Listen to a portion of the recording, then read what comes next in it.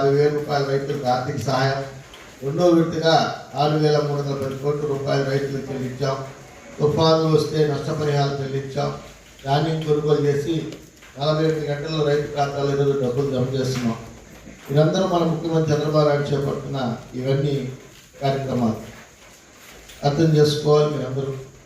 అందులో భాగంగానే ఈరోజు అగ్రికల్చర్ డిపార్ట్మెంట్ కానివ్వండి, పశుసంవర్ధక శాఖ డిపార్ట్మెంట్ కానీ ఈరోజు రైతుల కాడికి వెళ్ళి వాళ్ళకి ఏ విధంగా ఉంటే లాభసాటిగా రైతు బాగుంటాడు, రైతు బాగుంటే దేశం బాగుంటుందనే ఆలోచనతో ఈరోజు ప్రత్యేకమైన శ్రద్ధతో ఈరోజు రైతులపై ఉన్న దీంతో ఈరోజు రాష్ట్ర ప్రభుత్వం ముందుకొచ్చి కార్యక్రమం చేపట్టడం జరిగింది. అందులో భాగంగా ఈరోజు మనం అంతా కూర్చొని చేసుకుంటున్నాం.